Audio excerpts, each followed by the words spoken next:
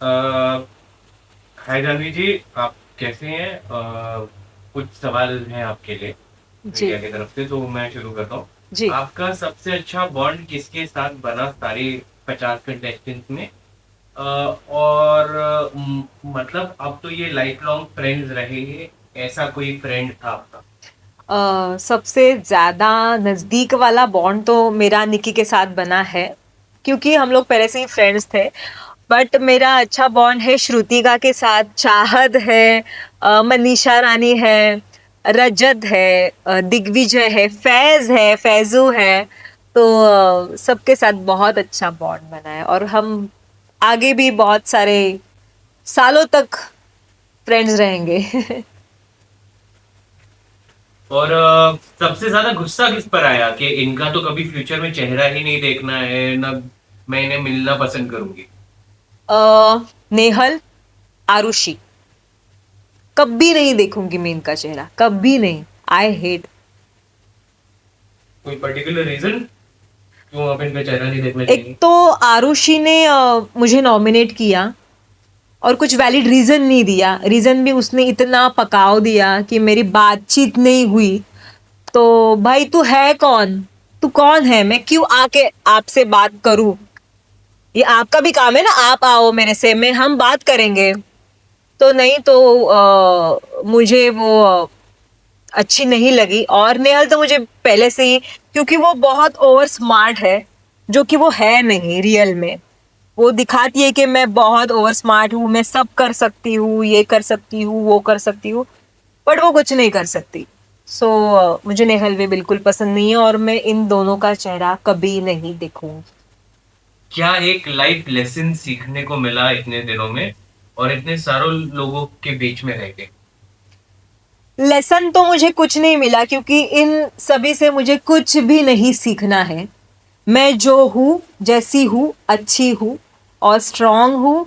तो मुझे इनसे कुछ सीखना पड़े, इतनी तो गई गुजरी मैं बिल्कुल नहीं हूँ। तो मुझे इन सब से कुछ नहीं सीखना है। एक सबसे ज्यादा स्पेशल मोमेंट कौन सा था शो का, जो एक बहुत ही प्यारी मेमोरी बन के रहेगा आपके साथ? प्यारी मेमोरी, जैसे कि हमारा एंट्री था, जब मैंने एंटर किया महल में, तो इतना बड़ा महल था, इतना सुंदर बनाया था। और जब हम सब लोग, हमारा मेरे जो बेस्ट फ्रेंड्स हैं, हम हमारा ग्रुप, हम लोग एक कमरे में रहते थे और रात को गॉसिप करते थे। तो इसके बारे में बोलो, उसके बारे में बोलो। और तो ये बहुत अच्छी अच्छी छोटी छोटी मेमोरीज थी, वो बहुत अच्छी थी, मुझे बहुत मजा आया। एक ऐसा मोमेंट जो गलती से याद आ जाए तो मन उदास हो जाता है कि ये नहीं होना चाहिए था मेरे साथ? मेरा नॉमिनेशन। अगर मैं नॉमिनेट ही ना होती तो मैं इविक्ट ना होती। तो वो बहुत गंदा समय था मेरे लिए कि जब मैं नॉमिनेट हुई।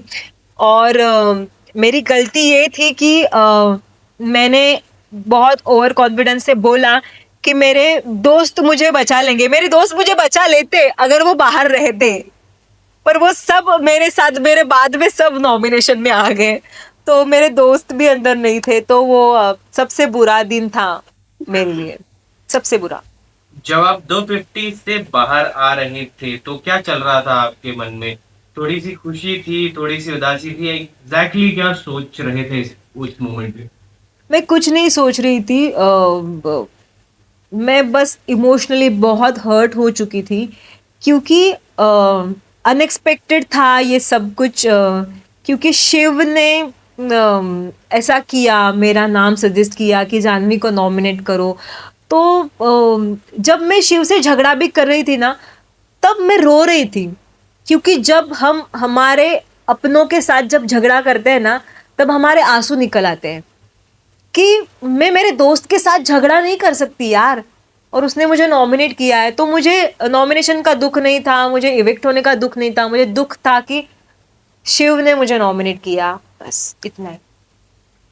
फैमिली और हस्बैंड का क्या रिएक्शन था जब उन्हें पता चला कि अरे आप इविक्ट हो गई हैं, आप बाहर आ गई? पहले तो मैंने घर पे फोन किया, तो मेरे हस्बैंड को पता ही नहीं चला कि तू बात कर रही है, तू कैसे बात करी है, क्योंकि सबको पूरा कॉन्फिडेंस है ना कि जानवी बाहर नहीं आ सकती, इतनी जल्दी तो बिल्कुल नहीं आ सकती, क्योंकि बिग बॉस देखा है, मेरा गेम देखा है, सबको पता है, मेरे फैंस ने देखा है, तो किसी को बिलीव ही नहीं हुआ कि यार जानवी बाहर आ गई, ऐसा कैसे हो सकता है।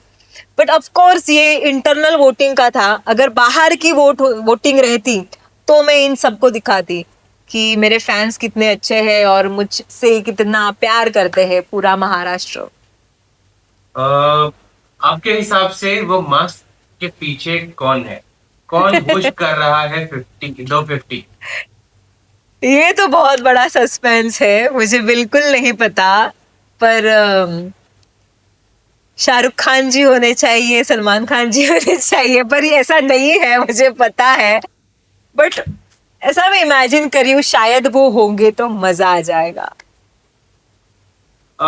शिव ठाकरे के लिए आप क्या बोलना चाहती हैं, या उनको जो गेम है वो क्या दिखाना चाहते हैं? उनका जो गेम है वो क्या दिखाना चाहते हैं? मैं शिव ठाकरे से यही कहूंगी कि ठीक है, उसने मुझे नॉमिनेट किया, मुझे बाहर निकाला, ठीक है, नो प्रॉब्लम, पर मैं शिव ठाकरे से ये बोलूंगी कि सच का साथ दे, सेल्फ रिस्पेक्ट से खेले, अपने खुद के लिए स्टैंड ले, और आपकी जो इमेज है महाराष्ट्र में, वो इमेज आप बरकरार रखें, ना कि प्रिंस के इन्फ्लुएंस में जाके खेलें।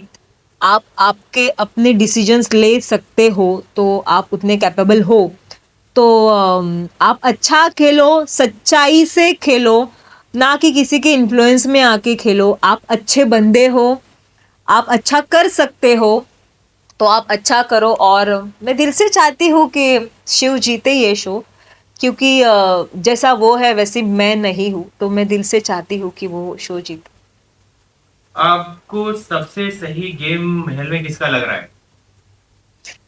सही गेम अगर आप मुझे बोलेंगे, अगर जो सच में मास्टर माइंड है, जो सबको घुमा रहा है, तो वो है प्रिंस, क्योंकि वो मतलब सबसे मीठा बोल के, सबको रिझा के वगैरह वगैरह, सबको अच्छे से संभाल के वगैरह वो गेम खेल रहा है, तो वो मास्टर माइंड है, वो अपनी अलायंस अच्छे से बना रहा है, वो इतना स्ट्रांग है, ऐसा दिखा रहा है कि ताकि अगर वो नॉमिनेट भी हो जाए तो वो ऐसे आराम से बैठेगा नॉमिनेशन जोन में भी, क्योंकि उसको पता है कि उसने इतना स्ट्रांग अलायंस बनाया है कि उसको ये लोग इविक्ट होने ही नहीं देंगे। तो मुझे लगता है मास्टर माइंड वही है।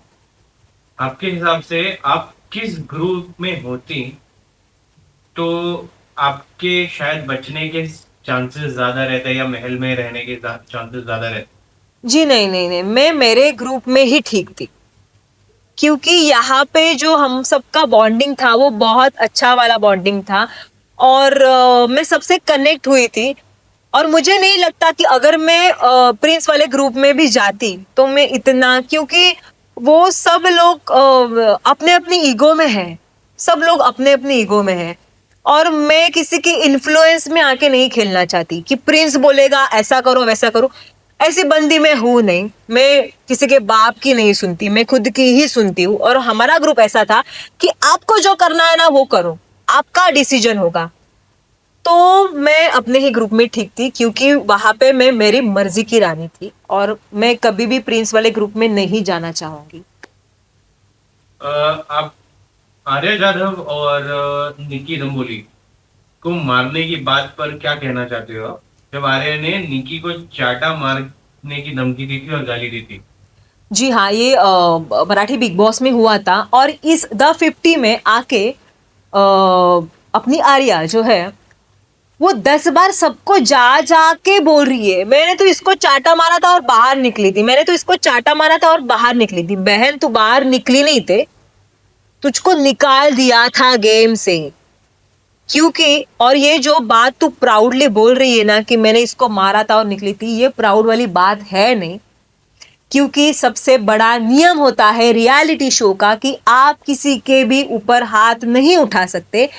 उस रूल का तूने ये बहुत बड़ा रूल आपने ब्रेक किया है, तो आप ये बात प्राउडली बिल्कुल मत कहो। सो मैं आर्या का साथ इस बात के लिए कभी नहीं दूंगी, बिल्कुल नहीं। महल में आपका किसी से भी इतना अच्छा बॉन्ड नहीं बना, इसकी क्या वजह थी? नहीं, मेरा बॉन्ड बना, मेरी अलायंस भी थी, पर जैसा कि मैंने कहा कि मुझसे ज़्यादा भी मेरे साथ जो नॉमिनेशन में मेरे बंदे जो थे, तो उनकी अलायंस ज़्यादा स्ट्रांग थी, तो उनको उनको उनके फ्रेंड्स ने वोट्स तो किए, पर जो मेरे फ्रेंड्स थे तो वो मेरे साथ खड़े थे, तो वो मुझे नहीं वोट कर सकते थे अगर नहीं की। और अरबाज, इन दोनों में से एक भी अगर अगर अंदर होते तो डेफिनेटली मैं इवेक्ट नहीं होती, इतना तो मुझे विश्वास है। अगर रजत जी भी अगर अंदर होते ना तो भी मैं इवेक्ट नहीं होती, पूरी गारंटी है मुझे। तो मुझे नहीं लगता कि मैंने कुछ गलत फैसले लिए हैं, गलत अलायंस बनाई है, बिल्कुल नहीं। मैंने जो किया सही किया और मुझे खुद पे बहुत ज़्यादा विश्वास है। Thank you so much Janhvi ji, जी। Thank you for your time. Thank you. Bollywood TV shows और बिग बॉस से जुड़ी लेटेस्ट अपडेट के लिए लाइक, फॉलो और सब्सक्राइब करें और बेल आइकन को जरूर दबाएं।